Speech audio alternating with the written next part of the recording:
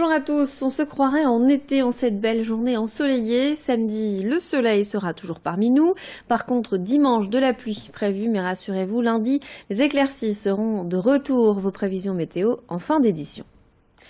C'est une première dans la région. À Roubaix, une résidence d'accueil pour personnes en situation de fragilité psychique a été inaugurée hier. C'est le bailleur social Areli, déjà à la base de 1600 logements dans la métropole et le Dunkerquois, qui en est à l'origine. La société est spécialisée dans ce type de logement, accompagné à destination de publics ayant connu un parcours de vie très difficile.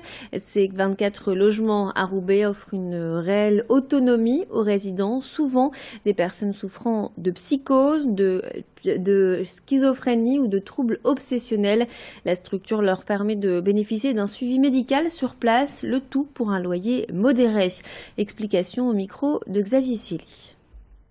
On voit bien là, à travers cette expérience ici, mais aussi à travers d'autres expériences, puisque le département du Nord compte 4 résidences de ce type-là, que c'est une offre de logement vraiment utile, pertinente et efficace à la fois socialement, mais aussi économiquement pour la collectivité. Le fait de stabiliser les personnes dans leur logement fait aussi que ça évite justement aussi à la collectivité d'avoir des charges trop élevées de frais d'hébergement, d'hôtel, voilà. Cette résidence, elle est au cœur de la politique aujourd'hui portée par le gouvernement, qui est la politique du logement d'abord, qui vise donc à proposer des solutions de logement à des personnes qui en sont privées. La résidence accueil est un des outils de cette politique et l'État donc a lancé là récemment pour le département du Nord un appel à projet. Areli a déposé des propositions pour 4 projets au sein du département du Nord. Et dans les prochains jours, on va faire aussi des propositions pour le Pas-de-Calais. Et dans notre édition, on vous présente également un nouveau jeu développé par une start-up lilloise, le Cube. Il s'agit d'un objet simple pour jouer seul ou à plusieurs, entre adultes ou avec les enfants. Ce Cube est en effet relié par Bluetooth à l'application Cube Your Life et offre près de 80 jeux d'action, de réflexion, d'ambiance ou de mémoire. L'esprit du jeu se veut moderne et digital tout en respectant les codes traditionnels. Après sa phase de développement, aujourd'hui l'entreprise lance une campagne de financement participatif sur Kickstarter. L'objectif est de récolter 20 000 € pour produire à l'échelle industrielle. Présentation au micro d'Idil Gunaï. Il y a le monde du jeu traditionnel. Papier et carton, qui existe depuis le Monopoly et le Scrabble il y a à peu près 100 ans. Donc tout ça, ça continue à exister, ça se passe plutôt bien. Pourquoi ? Parce que c'est un formidable moyen de s'amuser ensemble en vrai. Sauf que c'est du papier et carton, donc ça bouge pas une fois que vous avez un jeu, il n'y a rien d'autre. Et de l'autre côté, il y a le monde digital formidable, qui est en pleine émergence, mais vous jouez scotché à votre portable, scotché à votre écran. Et donc le lien avec l'autre, même si c'est en réseau, c'est pas terrible. Et nous, on a créé un pont entre ces deux mondes. Ce qui veut dire que vous jouez ce soir avec vos amis, ça marche, c'est le même. Le lendemain matin, vous avez vos enfants, vous affectez sur l'appli ce qu'il faut et hop, c'est le même cube, les jeux sont complètement différents. Et ça, c'est le digital qui le permet. Donc nous, on a créé un pont entre ces deux mondes pour avoir le meilleur de chaque. Et on revient sur cette météo exceptionnelle digne de l'été. 28 degrés cet après-midi dans la métropole. Alors forcément, les terrasses sont prises d'assaut à midi pour le déjeuner et durant l'après-midi pour les plus chanceux. Les cafetiers sont évidemment les premiers ravis. Les boissons chaudes laissent place à la fraîcheur, aux cocktails et aux rosés à consommer évidemment avec modération. Xavier Siely et Hélène Graffeuil sont allés à la rencontre des clients du café-restaurant Le Nautique à Marc-en-Barœul et on peut dire que tout le monde semble apprécier ce moment en terrasse.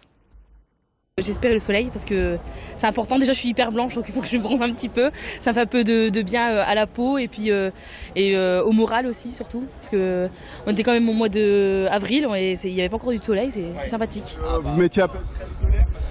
Ah non, je mets pas de crème solaire. Bon, j'ai changé de place pour tout vous dire parce que c'est vrai que le soleil tape dur. Mais non, effectivement, c'est toujours très agréable. Et puis, on a plaisir à retrouver les amis pour déjeuner, puisqu'on sait que toujours on sait que c'est limité, donc le temps est compté, donc on en profite un maximum. Ça fait quand même 6 mois qu'on vit dans le noir. Oui, c'est vraiment que du bonheur. On profite, on est des vrais nordistes, un peu de soleil, on est en terrasse. C'est de l'énergie, c'est des vitamines, on en a besoin. Et on était au bureau, on s'est dit on n'irait pas se manger un petit bout en terrasse, on s'est dit le Nautique c'est juste l'endroit idéal et voilà, on vient de terminer de déjeuner. Ouais, c'est ça, on va optimiser les terrasses, on va faire en sorte de faire fonctionner le business local, c'est ça. Voilà. Et puis le week-end prochain on verra, le week-end il sera beau et la semaine prochaine on verra ce que ça donnera. Moi je suis en vacances pour ma part, donc ça ira.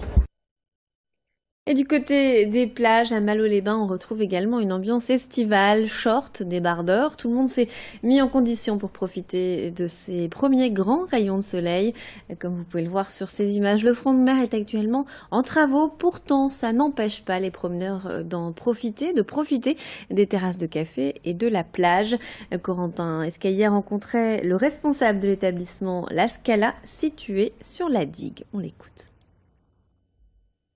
Ah bah là on revit, il y a le sourire, les gens sortent, c'est agréable. Oui, un cocktail sans alcool, un cocktail à alcool, un mojito, bon le fameux mojito de toute façon, hein, c'est la plage et puis bon quelques cafés.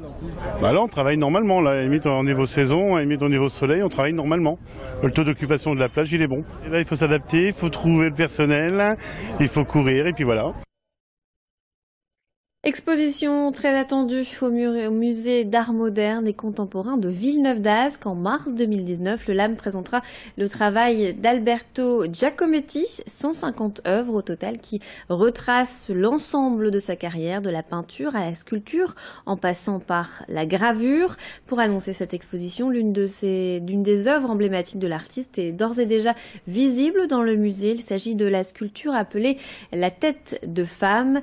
L'exposition aura donc lieu à partir de mars et se déroulera jusqu'en juin 2019. Explication au micro de Xavier Silly.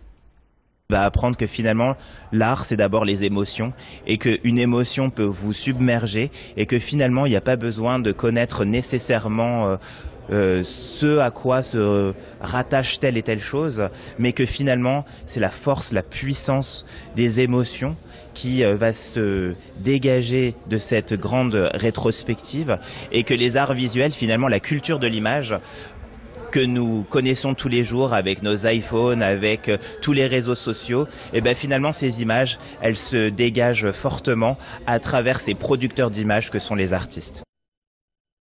Voilà donc une exposition à retrouver au LAM à partir de mars 2019. C'est la fin de notre édition. Tout de suite, vos prévisions météo.